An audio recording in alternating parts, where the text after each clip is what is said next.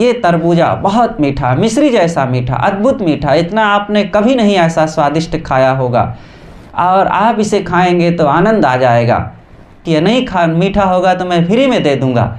ऐसा उत्साह से एक बार जब वो ललकार लगाया तो ग्राहकों की भीड़ आ गई। पूजनीय संत श्री विनय साहब जी, सम्मानीय श्री डॉक्टर साहब, भक्तिमयी माताओं, बहनों एवं प्यारे बच्चों,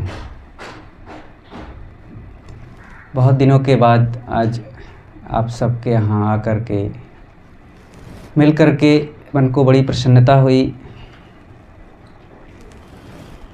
हमारे जीवन में शांति का बहुत महत्व है। मनुष्य को अंदर से, मनुष्य ही नहीं बल्कि कहा जाए तो जीव मात्र को शांति बहुत प्रिय है।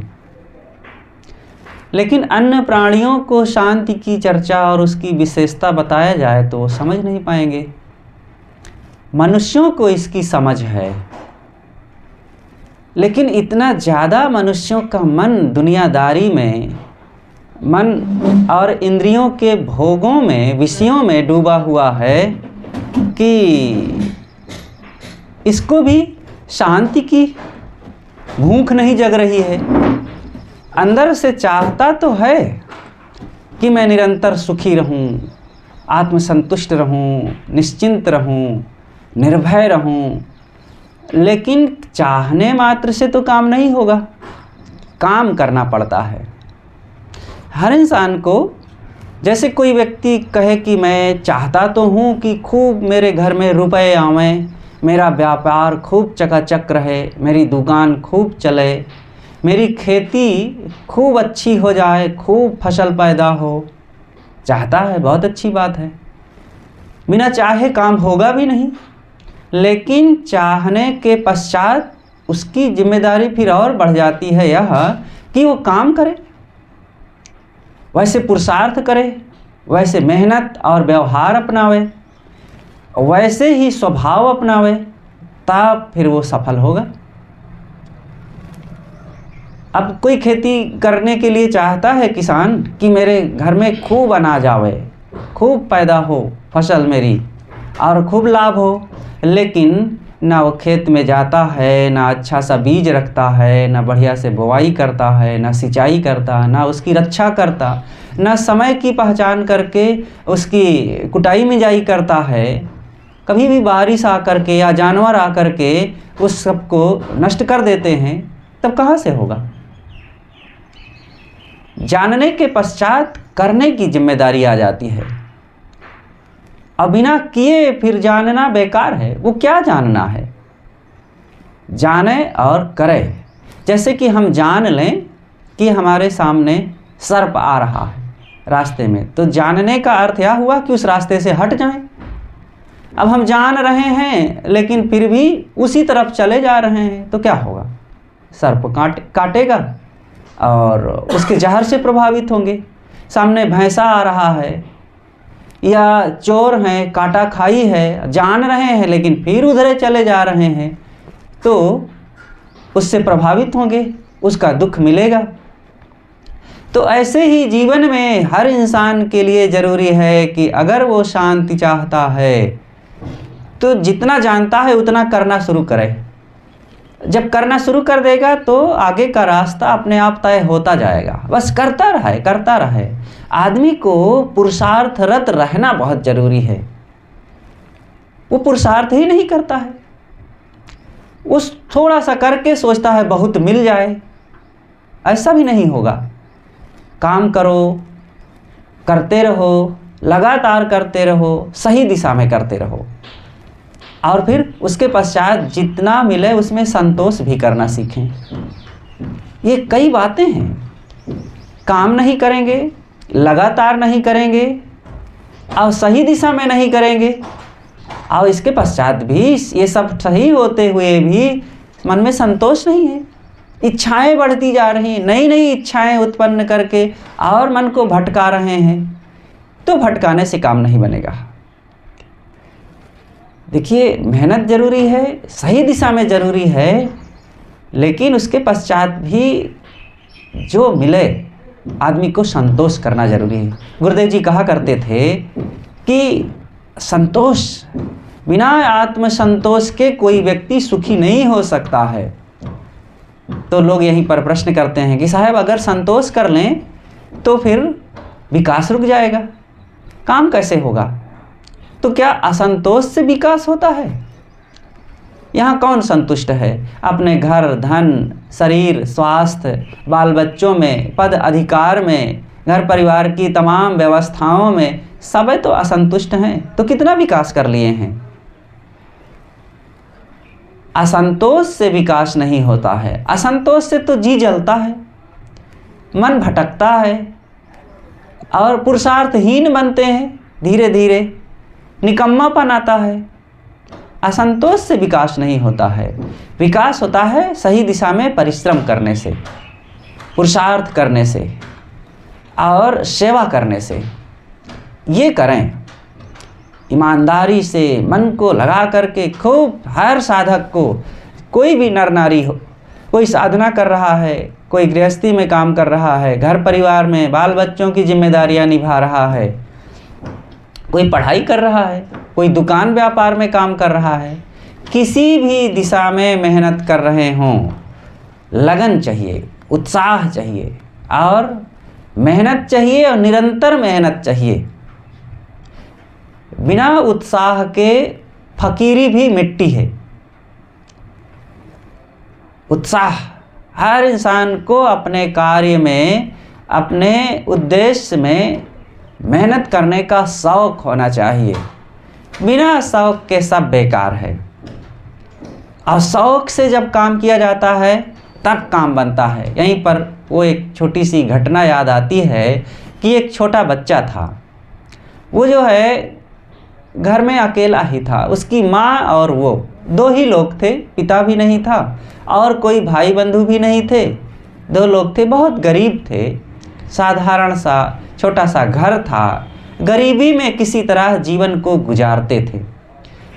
तो कोई जीविका का साधन ना था। तो वो बच्चा अभी 15 से 20 साल का रहा होगा। तो वो यही गर्मी के दिन थे तो तरबूज खरीद करके लाता था और रोड पर बैठ करके बेचता था। लेकिन उसके पास ग्राहक नहीं आते थे कोई खास, तो उसका बिकता नहीं था। अब बिके ना तो पैसा ना मिले, ऐसे दिन कट रहे थे। तो एक दिन उसकी माँ ने उसको डांटते हुए कहा, तो दूसरों के तरीकों से थोड़ा अलग तरीका अपना, मेहनत कर और नए ढंग से कुछ काम कर, तब तेरा लाभ होगा, सफलता मिलेगी। तब लड़का फिर नया उत्साह भर करके और गया फिर जमुना नदी के उस पार और तरबूज खरीद करके लाया और बैठा। कहता है, आइए आइए, ये तरबूजा बहुत मीठा, मिश्री जैसा मीठा, अद्भुत मीठा, इतना आपने कभी नहीं ऐसा स्वादिष्ट खाया होगा और आप इसे खाएंगे तो आनंद आ जाएगा। कि नहीं मीठा होगा तो मैं फ्री में दे दूंगा। ऐसा उत्साह से एक बार जब वो ललकार लगाया तो ग्राहकों की भीड़ आ गई और खूब उसके ग्राहक बढ़ गए और ख़रीदने वाले आने लगे और तुरंत उसका सारा माल बिक गया, तरबूजा, और खूब लाभ हुआ। तो उत्साह से काम करना चाहिए। तो बच्चे में पहले उत्साह नहीं था, ढील ढाल कुछ काम करता तो कोई ग्राहक ही नहीं आता था। लेकिन जब उसने उत्साहपूर्वक ललकार लगाई और तरबूज ले आया और बेचना शुरू किया तो लोग आए और खूब खरीदने लगे और खूब उसका लाभ हुआ। तो कुल मिलाकर के बिना उत्साह के, बिना मेहनत के कोई भी व्यक्ति किसी दिशा में सफल नहीं हो सकता है। ऊर्जावान होना चाहिए। कहीं भी किसी दिशा में जब मेहनत किया जाता है तब सफलता मिलती है। हम सबको भी अपनी दिशा में मेहनत करना चाहिए। कैसी मेहनत हो? साधना की मेहनत हो, त्याग की मेहनत हो, वैराग की मेहनत हो, सेवा की मेहनत हो, समर्पण की मेहनत हो। अपने बाल बच्चों में भी समर्पण सिखाना चाहिए, प्रेम सिखाना चाहिए, मीठी वाणी सिखाना चाहिए, सेवा सिखाना चाहिए और ईमानदारी सिखाना चाहिए। निर्मोहता सिखाना चाहिए। यही नहीं सिखा पाते हैं हम लोग। तो इन चीज़ों को बाल बच्चों को सिखाओ, घर में वह व्यवहार करें और अपने जीवन में भी उसका बर्ताव करें। केवल दूसरों को सिखाने से भी काम नहीं बनेगा, स्वयं की जिंदगी में भी उसको जितना बन सके आचरित करना चाहिए। हम दूसरों को बतावें कि ऐसा बोलना है, ऐसे खाना है, ऐसे घर में साफ सफाई रखना है, ऐसे कहें, और हम अपने घर में अगर ऐसा ना कर सकें तो फिर कहने से कैसे होगा। इसलिए जीवन हमारा स्वयं की ईमानदारी, स्वयं के पुरुषार्थ से ही ये निर्मल और पवित्र सुखी हो सकता है। तो हर इंसान को खूब मेहनती बनना चाहिए और ऐसा कुछ जीवन अपनाना चाहिए कि जिससे चारों तरफ हमारे खुशियों का विस्तार हो। तो जीवन जोबन राज मद, ये जीवन का, जवानी का, धन ऐश्वर्य का मद ज़्यादा दिन नहीं टिकता है। चाहे जिसका हो, जितनी भी सुविधाएं हों, लेकिन सारी सुविधाएं एक दिन ख़त्म होती है। जीवन बदलता है, शरीर बदलता है, स्वास्थ्य बदलता है, समय बदलता है। सदैव एक रस ये नहीं रहते हैं। अविचल रहे न कोय, जा दिन जाए सत्संग में, जीवन का फल सोए। सत्संग में हमारा जो दिन बीते, संतों की संगत में बीते, ज्ञान और भक्ति, सद्गुण, सदाचार में जितना हमारा समय बीते, वही हमारे जीवन की सफलता है। तो इसकी कमाई करना है। हर इंसान को ऐसा सोचना चाहिए कि मेरा जीवन सुखी बने। सद्गुरु कबीर ने कहा है, सकलो दुर्मति दूर कर अच्छा जन्म बनाओ, काग गमन गति छाड़ के हंस गमन चले आओ। सारी दुर्बुद्धि को छोड़ें और अच्छा जन्म बनाओ, जीवन को अच्छा बनाएं। तो कैसे अच्छा बनाया जाए? हमारा जीवन अच्छा कैसे होगा? क्या अच्छा सा खूब पहनने को हो जाए, खाने को मिल जाए, अच्छा घर मिल जाए और अच्छी अच्छी सारी घर में चीज़ें हों, तब जीवन अच्छा हो जाएगा? ये जीवन को अच्छा बनाने का प्रमाण नहीं है। ठीक है, यह भी हो तो बहुत अच्छी बात है, लेकिन चीज़ें खूब हो, घर, गाड़ी, मोटर और पहनने, खाने, ओढ़ने, बिछाने आदि आदि की चीज़ें हो, लेकिन स्वभाव अच्छा ना हो, हमारे जीवन जीने का तरीका अच्छा ना हो, वाणी अच्छी ना हो और कर्म अच्छे ना हो, तब क्या अच्छा है? असली जीवन, अच्छा जीवन भीतर से होता है, हमारे भीतर से, स्वभाव से, गुण कर्मों से। इसीलिए सद्गुरु ने कहा है, मानुष तेरा गुण बड़ा, मांस न आवे काज, हाड़ न होते आभरण त्वचा न बाजन बाज। अगर गुणों के अलावा और कुछ हमारे जीवन में श्रेष्ठ होता तो साहब कह देते, मानुष तेरा धन बड़ा और न आवे काज, मानुष तेरा घर बड़ा, मानुष तेरा तन बड़ा और मानुष तेरा पद बड़ा। लेकिन ये सब कोई बात नहीं कही गई है, और जाति संप्रदाय भी नहीं कहा गया है कि मानुष तेरी जाति बड़ी और तुम्हारी सुंदरता बड़ी, जवानी बड़ी। इन सब चीज़ों पर साहब ने पानी एक साथ फेर दिया है कि इन सब चीज़ों में दम नहीं है, इसका बहुत भरोसा मत करना, ये बल्कि नरक में पहुंचाने के कारण बन सकते हैं। कर्मों को बिगाड़ करके, घर परिवार, व्यवहार, स्वभाव सब को बिगाड़ करके हमें दुख देने के कारण बन सकते हैं। अगर सुखी बनने का कोई उपाय है तो यही है कि भीतर से अपने को बदला जाए।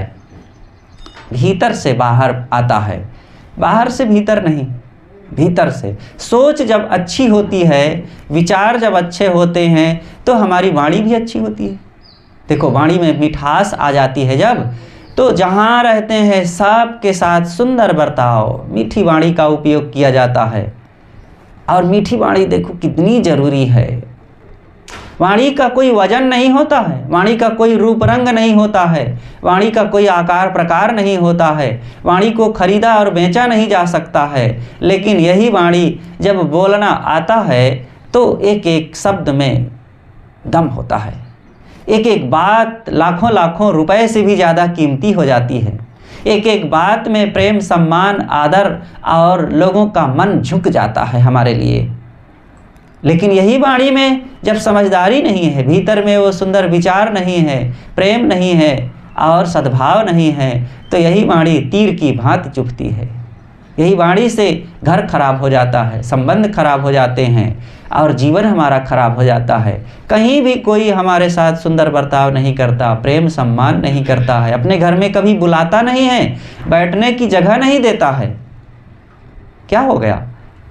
बस थोड़ा सा मन का भाव ही तो बदल गया, वाणी खराब हो गई। इसलिए वाणी को बोल तो अमोल है जो कोई बोले जान, ये तराजू तौल के तब मुख बाहर आन। जीवन में, मानव जीवन में वाणी का बहुत महत्व है। संतों ने देखो कितना बढ़िया कहा है कि मनुष्य के जीवन में मन और वाणी का बहुत महत्व है। बाहरी रूप में व्यवहार संबंध तथा मनुष्यों के साथ जीने में वाणी सबसे पहले आती है और उसके पश्चात फिर मन आता है। मन, अरे अगर विचार करके देखा जाए तो मन और वाणी दोनों एक ही चीज़ है। मन ही जब वो मुख के रास्ते से बाहर निकला, मुखरित हुआ, तब वो वाणी बन गई। और जब वो अंदर अंदर काम करता है तो वही मन है। जैसे देखो ये मशीन है, मशीन, ये माइक चल रहा है, गीत बज रहा है, तो साउंड में आवाज़ जाना वाणी हो गई और साउंड की आवाज़ को बंद कर देना, लेकिन मशीन काम कर ही रही है तो वो मन हो गया। ऐसे हमारे जीवन में भी हो रहा है। मन का मुखरित हो जाना वाणी है और मन का केवल भीतर भीतर काम करते रहना ये मन है। तो हम अपने वाणी को व्यवस्थित रखें, क्योंकि जब व्यवस्थित वाणी रहेगी तो बाहर के संबंधों में बड़ी मिठास रहेगी, बड़ा आनंद आएगा। और मन को जब ठीक रखेंगे तो भीतर बड़ी शांति रहेगी। हमारे जीवन में सद्कर्म होंगे, सदाचार बढ़ेगा और सद्भाव बढ़ेगा। और अंदर में ईर्ष्या, द्वेष, छल, कपट, राग, आसक्ति, मोह, ये सब मिटते रहेंगे। और दया, क्षमा, सत्यशील, भक्ति, विवेक, विचार, निर्मोहता, अनासक्ति, ये पनपते रहेंगे। और इनके पनपते रहने से पूरा जीवन सुगंधित बना रहेगा और हमारे कर्म, वाणी, विचार, व्यवहार सब अच्छे रहेंगे। अरे जब मन ठीक रहता है तो तन भी अच्छा रहता है। वो मुस्कुराता है, वो कुछ नहीं बोलता है तो भी लोग जान जाते हैं कि बहुत अच्छे इंसान है भाई।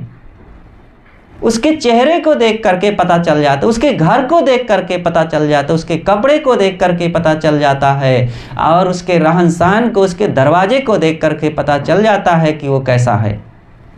इसलिए सोच को अच्छी करनी चाहिए। साहब ने कहा है, सकलो दुर्मति दूर करो। सारी दुर्बुद्धि मन के बिगड़ने से होती है।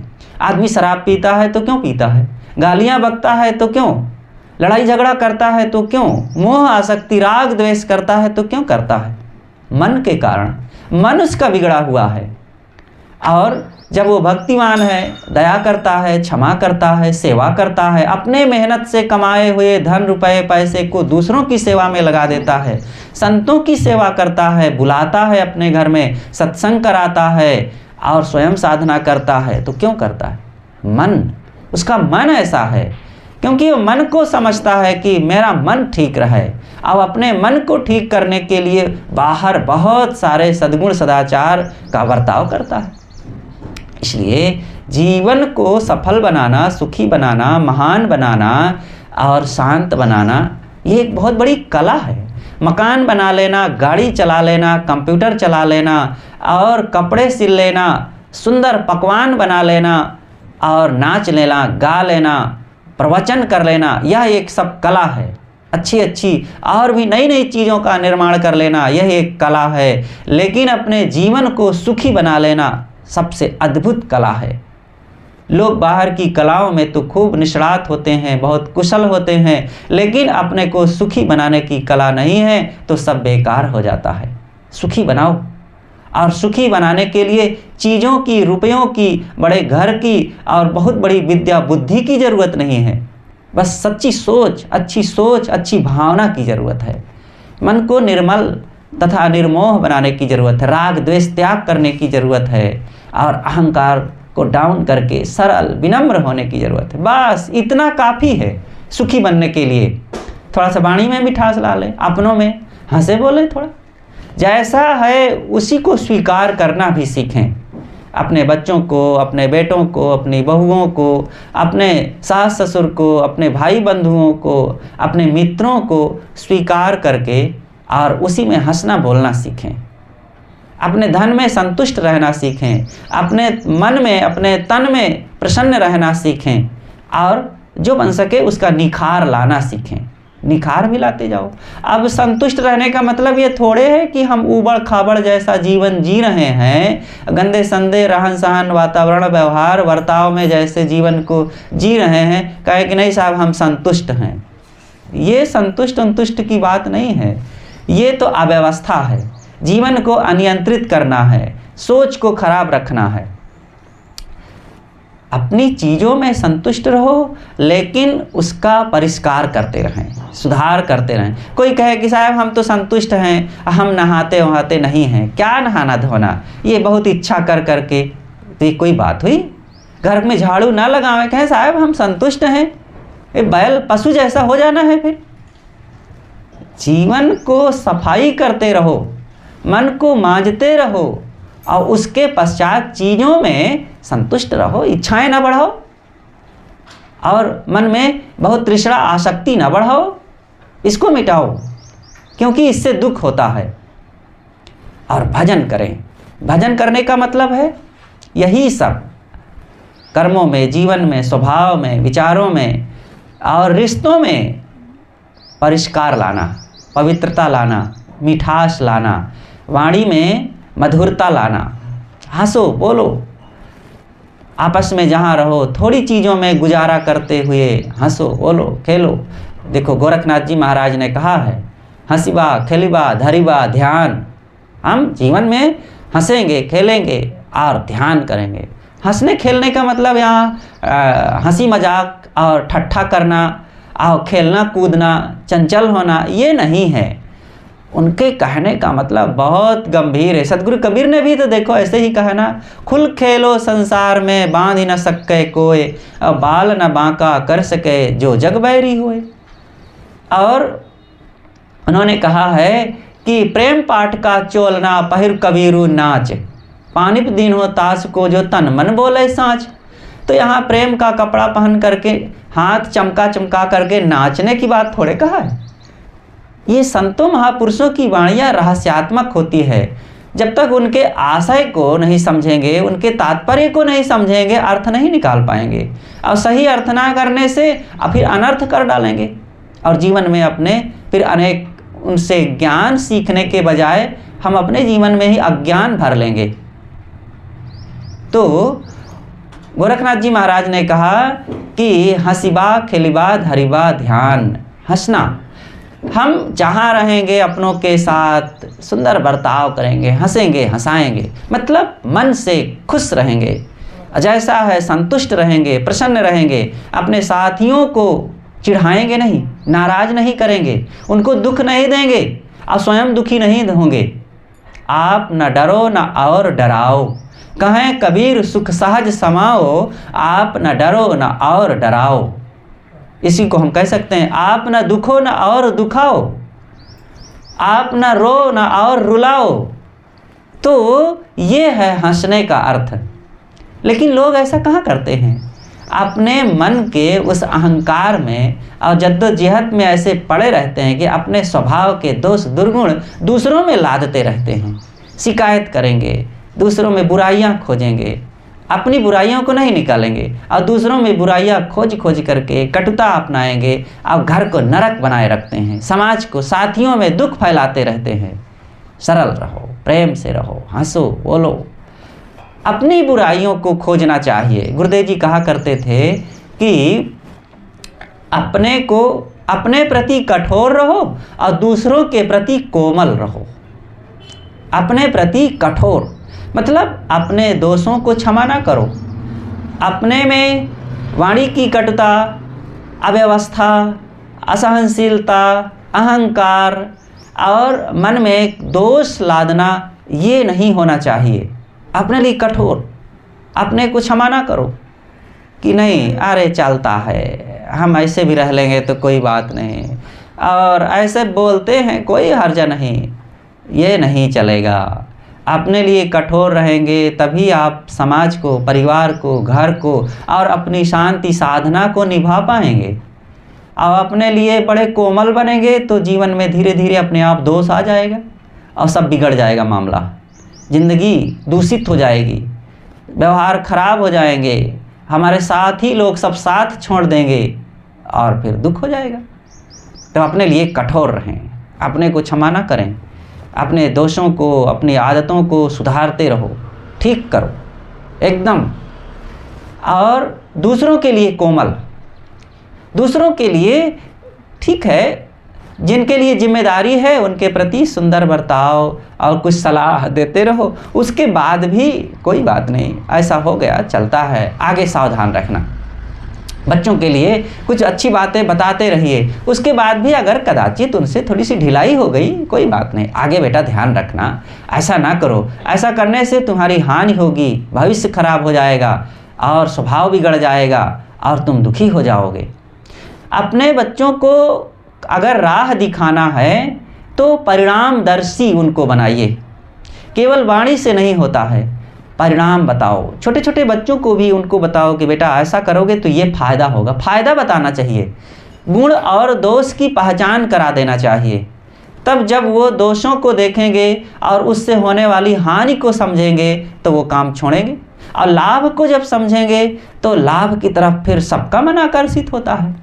एक विद्वान हुए हैं, अब विदेश के थे वे, तो वहाँ पर मांसाहार होता है, मांसाहार तो हमारे भारत में भी होता है, लेकिन वो लेखक विदेश के थे, तो उन्होंने लिखा है कि अपने बच्चों को कहाँ तक तुम मछली मार मार के खिलाओगे, कहाँ तक मछली पकड़ पकड़ के खिलाओगे, अरे तुम उनको मछली पकड़ना सिखा दो और बस फिर वो जीवन भर खाएंगे। यहाँ पर खाने का मतलब गुजर करना, जीवन गुजर करना। तो आप अपने बाल बच्चों को कहाँ तक कमा कमा के खिलाएंगे, उनको कमाना सिखा दो। तो कमाना तो सब लोग लगभग सिखा ही देते हैं, पेट भरने की विद्या सबको आ जाती है, लेकिन केवल पेट भरना कमाना नहीं है, यहाँ पर मन को भरो। और मन को भरने का मतलब मन शांति से, प्रेम से, संयम सदाचार से, आनंद से भर जाए, और वो सिखा दो कि जिससे कि वो सुखी रह सकें, उनके अंदर में दया आ जाए, क्षमा आ जाए, धैर्य आ जाए, विनम्रता आ जाए और जीवन में खुशियाँ आ जाएं। ऐसा कुछ कमाओ, ऐसा कुछ बताओ कि जिससे हमारा जीवन, हमारा परिवार, हमारा समाज अच्छा बन जाए, बुराइयाँ मिटे। और बुराइयाँ पहले ये रहन सहन, खान पान, दोष दुर्गुण, दुर्व्यसन, वाणी विचार में जो कमियां हैं इनका सुधार किया जाए, और ये अपने से शुरू होता है तब दूसरों तक जाता है, और इसके पश्चात मन भी पवित्र होता जाए, ईर्ष्या द्वेष निकलती जाए और जीवन ताप शांति से भरता। मैंने अपनी बात शुरू किया था कि हर प्राणी ही नहीं, जीव की मांग है कि शांति मिले, वो हर चीज़ को त्याग करके अपनी शांति को, अपने सुकून को और अपनी स्वस्थता को कायम रखना चाहता है, लेकिन इसकी गहराई में जब नहीं जाता, विचार विवेक नहीं अपनाता है, तब इस बात को समझ नहीं पाता और वो उल्टा करने लग जाता है। इच्छा, कामना, राग, द्वेष, मोह, आसक्ति बढ़ाता है, और जिसके परिणाम में दोष पर दोष, बुराइयां पर बुराइयां और तमाम अवगुण जीवन में आने लगते हैं और फिर दुख आ जाता है। इसलिए शांति की कमाई करें, लेकिन शांति कैसे मिलेगी इस बात को समझें। और वो बात समझना इतना ही है, थोड़े में कहा जाए तो हमारे जीवन में अच्छी संगति हो, अच्छे कर्म हो, अच्छा खान पान हो और वाणी हमारी अच्छी हो जाए और प्राप्त चीज़ों में संतोषपूर्वक जीना आ जाए, बस इतना काफ़ी है। अगर थोड़ा ज्ञान की थोड़ी बातों से काम चलाना है तो इतना ही काफ़ी है कि शांति, संयम, प्रेम, प्रसन्नता और वाणी की मिठास और प्राप्त चीज़ों में गुजारा करने की आदत हो जाए और मेहनत करते रहें, बहुत है। तो थोड़ी देर आप लोगों के बीच मैंने कुछ चर्चाएं रखा कि जीवन को कैसे सुखी बनाया जाए, सुव्यवस्थित बनाया जाए, परिवार में कैसे खुशियां लाया जाए, मन में कैसे शांति कमाया जाए और जीवन में कैसे पवित्रता लाएं। इन बातों पर थोड़ी थोड़ी कुछ बातों पर चर्चा की गई। अपनी बातें यहीं पर समाप्त करते हैं। आप लोग बहुत प्रेम प्रसन्नता से हमारी बात सुनते रहें। सबको मंगल कामना करते हुए सादर साहेब बंदगी साहेब। बोलिए सद्गुरुदेव की जय।